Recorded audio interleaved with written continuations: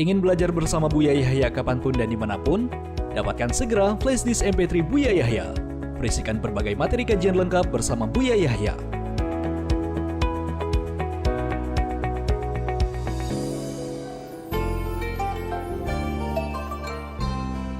Assalamualaikum warahmatullahi wabarakatuh, Buya. Assalamualaikum warahmatullahi wabarakatuh. Semoga Buya, Ummi, dan keluarga Al-Bahjah selalu diberi kesehatan dan dalam lindungan Allah Subhanahu wa ta'ala, amin.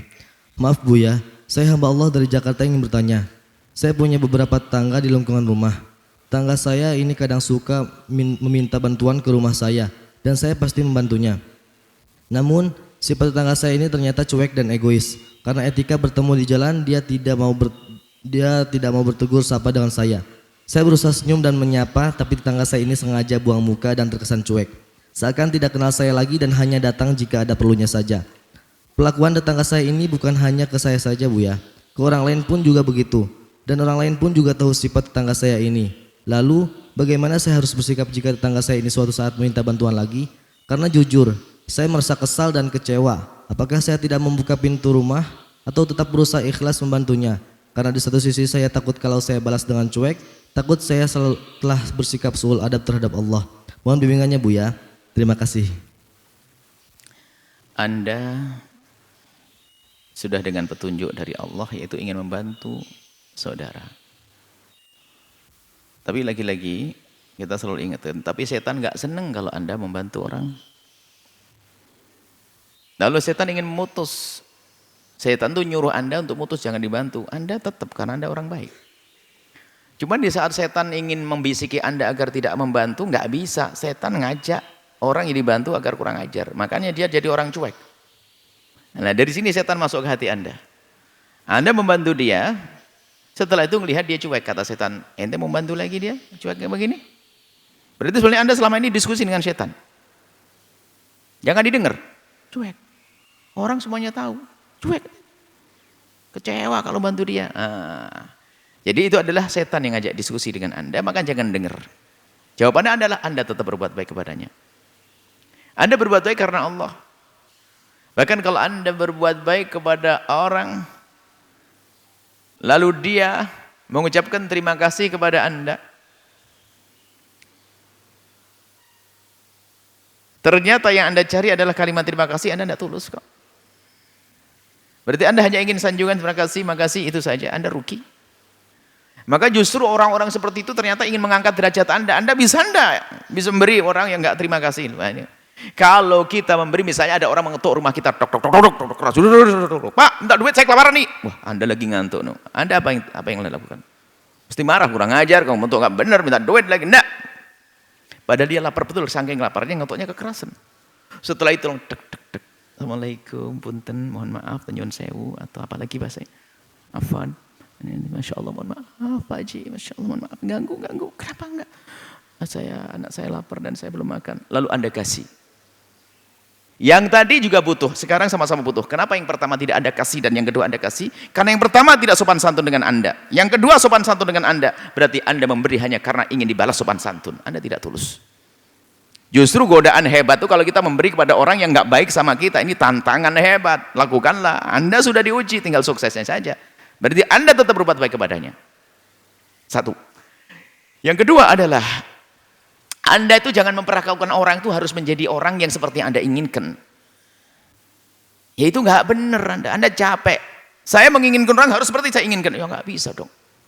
Orang dengan latar belakang berbeda-beda, kebiasaan yang berbeda-beda, watak yang berbeda-beda, permasalahan yang berbeda-beda, macam-macam, sehingga kadang kita berbeda orang.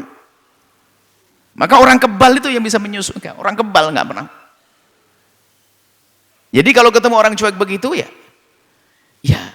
memang dia begitu. Ternyata bukan dengan Anda saja, itu hiburan sebetulnya. Anda sudah tahu, oh ternyata bukan dengan Anda saja, dengan tetangga juga. Jadi sebetulnya dia mungkin bukan orang hatinya jelek. Memang mukanya begitu sudah terpatri begitu, di baut begitu, nggak bisa senyum. Ada model begitu, tapi sebetulnya dia bukan jahat, dia hanya memang dia nggak luas untuk ucapin terima kasih.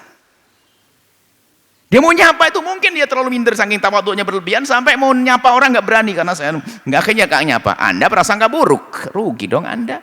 Jadi ingat, jangan Anda menuntut orang untuk seperti yang Anda inginkan semuanya, nggak bisa.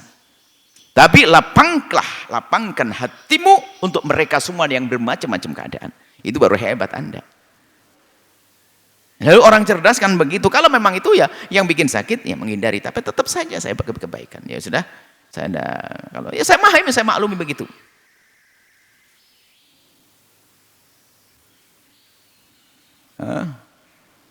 Anda maklumi saja. Anda punya ayam? Yang punya ayam coba. Pernah suatu ketika lagi ngasih makan dipatok. Kenapa kok Anda dengan ayam kok gampang saja maafkan? Kurang ajar kau, udah kasih makan, patok. Lalu dibuang. Enggak, besok kasih makan lagi. Ya kasih lagi, saya dipatok, ambil luka luar. Saya kasih makan lagi besok. Padahal kurang ajar, sakit. Orang nggak bisa. Dengan orang umat Nabi Muhammad nggak bisa. Dengan ayam bisa. Perlu belajar kita hati itu. Memandang, jangan menuntut orang untuk menjadi seperti yang saya inginkan. Itu akan capek kita. Oh enggak seperti, enggak, orang enggak bisa, enggak lucu. Tapi orang hebat adalah bisa menyesuaikan dengan semuanya. Nabi pun menyesuaikan dalam dialog. Lihat sama orang Badui, Nabi Muhammad menyebut Nabi Muhammad keras-keras, dia ngangkat keras-keras Nabi Muhammad. Ini jadi menyesuaikan. Kuping kita harus biasa. Oh ini orang gunung atau orang jauh dari pegunungan atau orang ngomongnya lembut. Udah keras banget suaranya. Ya orang pantai kalau nggak keras nggak kedengaran, tertutup sama ombak omongannya. Masuk ke kampung keras banget ngomongnya. Mas jangan keras-keras. Ya orang pantai dia. Mohon maaf bukan orang pantai direndahkan. Maksudnya sebab kenapa kok dia ngomongnya keras banget? Karena biasa dipaham. Tapi kalau ngomong nggak keras nggak kedengaran. Masuk ke kampung jerit-jerit.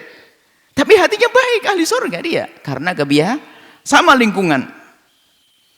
Suku mana sama suku ini? Ada suku keras tapi hatinya baik. Saya menemukan kalau ngomong keras. Tapi baik hati dia. Nggak pernah dendam. Itu berarti karena kebiasaan. Maka Anda jangan menuntut orang untuk menjadi seperti yang Anda inginkan. Ya sudah kita maafkan lapang. Lapang maafkan. Sedekah Anda tetap jalan, hati Anda tetap lapang, nggak akan. Dan biar berbuat baik bukan karena mengharap balasan dari dia. Bahkan Anda sebetulnya telah diuji. Kalau Anda bisa berbuat baik dengan orang yang begitu, berarti sangat mudah Anda untuk berbuat baik dengan orang yang bisa baik kepada Anda. Bahkan yang disebutkan kebaikan yang sesungguhnya adalah bukan baik kepada orang yang berbuat baik saja. Kalau berbuat baik kepada orang berbuat baik itu mimbabi al jaza wal ihsan. Membalas kebaikan itu wajar. Tapi kebaikan yang paling hebat adalah apa? Berbuat baik kepada orang yang tidak baik kepada kita. Itu tingkat tinggi. Maka jadilah Anda orang yang punya pangkat tertinggi seperti ini. Wallahu a'lam bishawab.